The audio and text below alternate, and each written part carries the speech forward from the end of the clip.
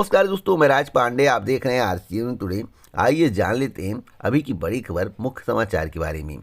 Video को पूरा देखने के पहले वीडियो को लाइक शेयर करना मत भूलें। वीडियो पसंद आए तभी लाइक करें। अगर आपको वीडियो पसंद नहीं है तो वीडियो को डिसलाइक कर दें। लेकिन वीडियो को ओपन करने के बाद आपका कर्तव्य बनता है कि वीडियो को लाइक या डिसलाइक जरूर करें, जिससे मुझे मोटिवेशन मिले, मैं आपको ऑथेंटिक जानकारी दूँ। वीडियो बहुत पसंद आए तभी चैनल को सब्सक्राइब करें, अन्यथा चैनल को सब्सक्राइब ना करें। जब भी चैनल को सब्सक्राइब करें तो बेल आइकन दबाएं, ऑल पर सेलेक्ट करें, जिससे हमारे वीडियो का नोटिफिकेशन आप तक सबसे पहले पहुंच जाए, वीडियो को आप सबसे पहले देख पाएं। पहली खबर नीट फर्जीवाड़ा को लेकर है।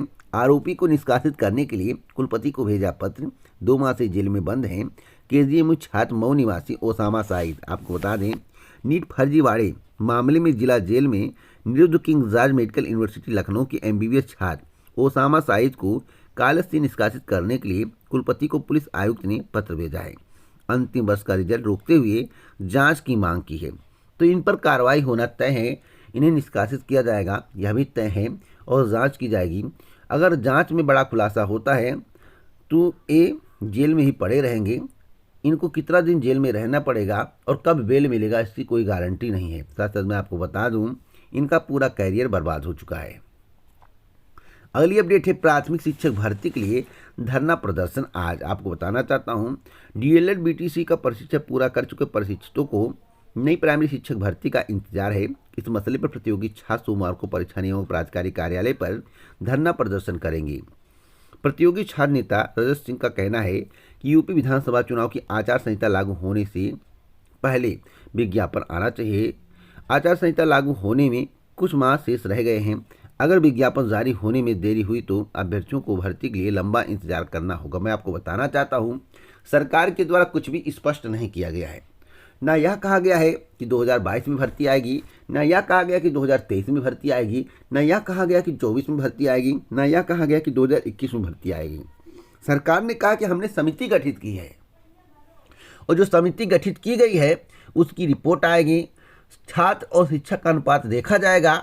अगर शिक्षक की कमी होगी तो भर्ती की जाएगी। वैसे मैं आपको बताना चाहता हूं, जब शिक्षा मित्रों को भी शिक्षक के रूप में काउंट किया जाएगा और छात्र अनुपात देखा जाएगा तो पदों की संख्या वास्तव में घट जाएगी। आप नोट कर लो, मैं एक बार नहीं बार बार कह रहा हूं, सरकार की यही मंशा है। कम पदों पर भर्ती करना पड़े या भर्ती ना करना पड़े तो बहुत अच्छी बात है। फिलहाल आज धरना प्रदर्शन होने वाला है।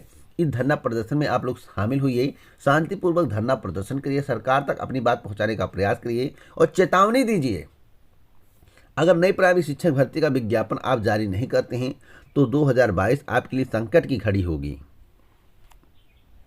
अगली अपडेट है कि पाठ्यक्रम से बाहर ये पूछे सवाल अभ्यर्थियों ने जताई आपत्ति। प्रदेश के अशासकीय महाविद्यालयों में असिस्टेंट प्रोफेसर भर्ती के लिए आयोजित परीक्षा के अगले दिन अभ्यर्थियों ने सवालों पर आपत्तियां उठाना शुरू कर दिया है। ऐसे में उत्तर प्रदेश उच्चतर शिक्षा सेवा आयोग को उत्तर कुंजी जारी करने में चुनौतियों का सामना करना पड़ सकता है। हालांकि अभी आधिकारिक रूप से आपत्तियां नहीं मांगी गई हैं, लेकिन अभ्यर्थियों ने कई प्रश्नों पर आपत्ति उठाई है। मैं आपको बताना चाहता हूं कि प्रश्न संख्या 26 और प्रश्न संख्या 21 पर आपत्ति अभ्यर्थियों के द्वारा उठाई गई है। जैसा कि आप अपनी स्क्रीन पर देख रहे हैं, डैम्पा अभयारण्य मिजोरम, और एक जो है क्वेश्चन था महाराजा रणजीत सिंह का। तो इन 2 प्रश्नों पर आपत्ति उठाई गई है। इसके उत्तर गलत दिख रहे हैं अभ्यर्थियों को, इसके कारण आपत्तियां की गई हैं। अब आपत्ति अगर सही पाई जाती है तो सभी के नंबर बढ़ जाएंगे। अगली खबर बीएड काउंसलिंग को लेकर है। राजकीय सहायता प्राप्त और स्वावित्त पोषित बीएड कॉलेजों में प्रवेश के लिए करीब 2 महीने तक चली ऑनलाइन काउंसलिंग रविवार को समाप्त हो गई। इन कॉलेजों की 2,35,310 सीटों में से 2,30,900 सीटें भर गईं। प्राइवेट कॉलेजों की करीब 4,000 सीटें खाली बची हैं। लखनऊ विश्वविद्यालय ने शाम को आंकड़े जारी किए। अब 16 नवंबर 2021 से अल्पसंख्यक कॉलेजों में बीएड में दाखिले के लिए काउंसलिंग की प्रक्रिया शुरू होगी। अगली खबर असिस्टेंट प्रोफेसर भर्ती परीक्षा को लेकर है।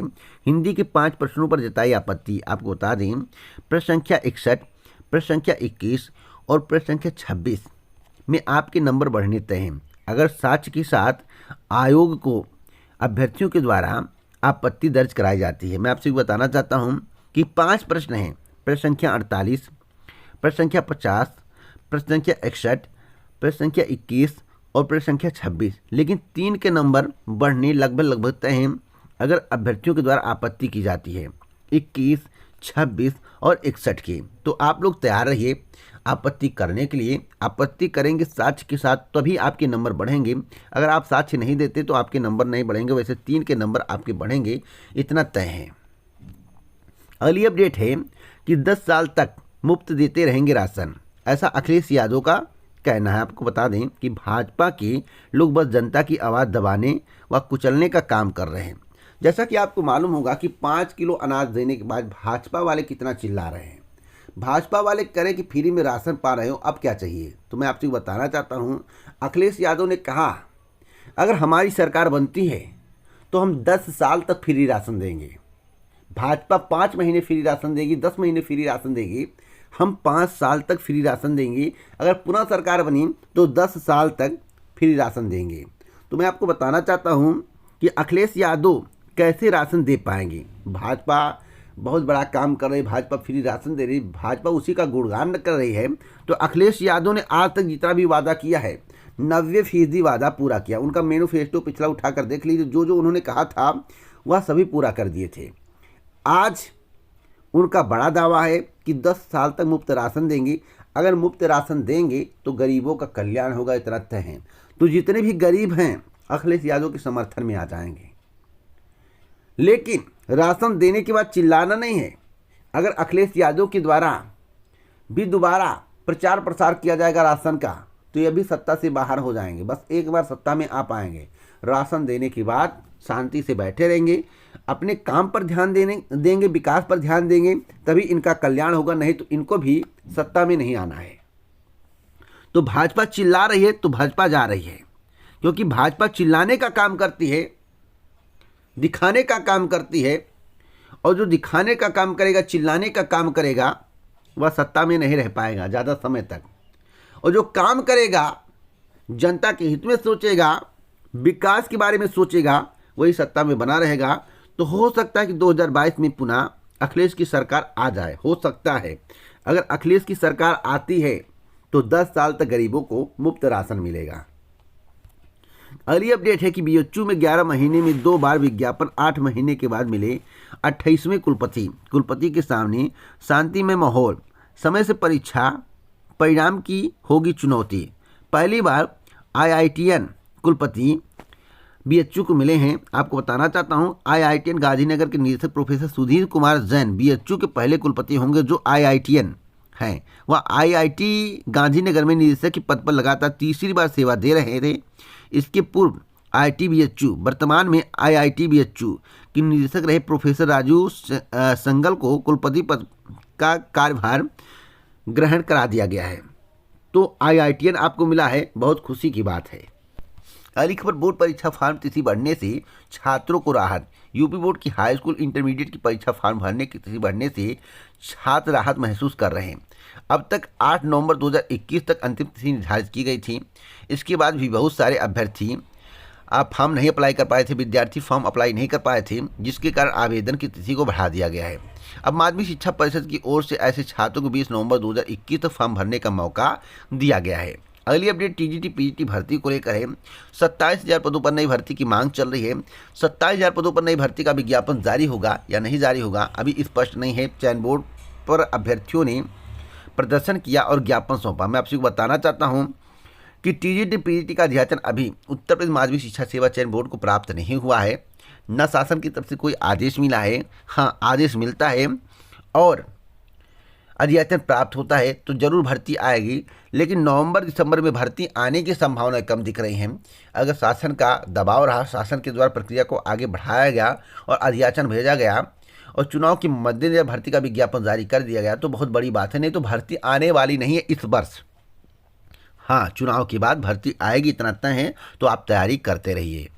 अगली अपडेट है शिक्षक भर्ती के रिजल्ट को लेकर। आज शिक्षक भर्ती का रिजल्ट देने की तैयारी चल रही है। मैं आपसे बताना चाहता हूं कि 3 से 5 बजे के बीच में परिणाम जारी करने की तैयारी है। अगर टेक्निकल फॉल्ट नहीं आया, सब कुछ सही रहा, तो 3 से 5 बजे के बीच में ही आपका परिणाम जारी होगा। तो आप लोग तैयार रहिए। जितने भी जूनियर शिक्षक भर्ती के अभ्यर्थी हैं उन सभी के लिए गुड न्यूज़ है। हाँ, गुणांक को लेकर सभी के जहन में एक सवाल है। तो गुणांक कितना हो सकता है। तो मैं आपको बताना चाहता हूं कि 22 वाले अगर स्कोर बहुत ज़्यादा किए होंगे तभी उनका सिलेक्शन होगा, लेकिन 26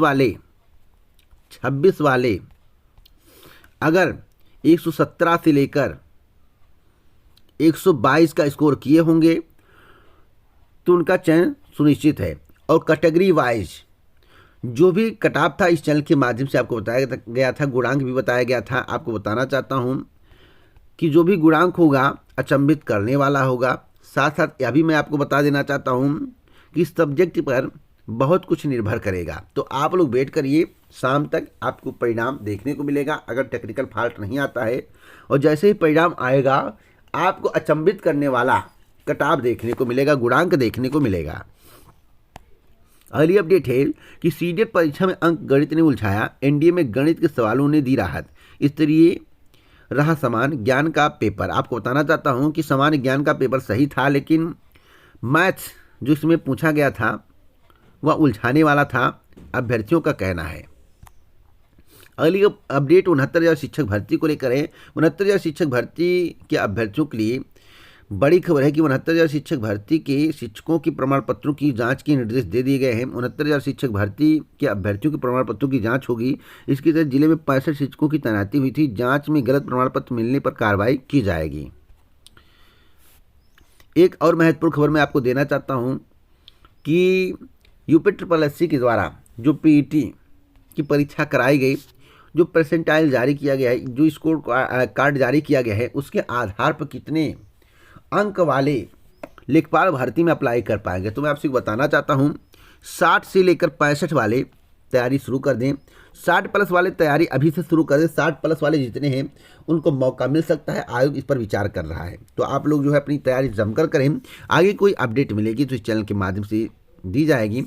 इसी प्रकार की ऑथेंटिक जानकारी के लिए चैनल को सब्सक्राइब करें, बेल आइकन दबाएं और प्रेस करें। वीडियो को लाइक शेयर करना मत भूलें। जय हिंद, जय भारत दोस्तों, नमस्कार।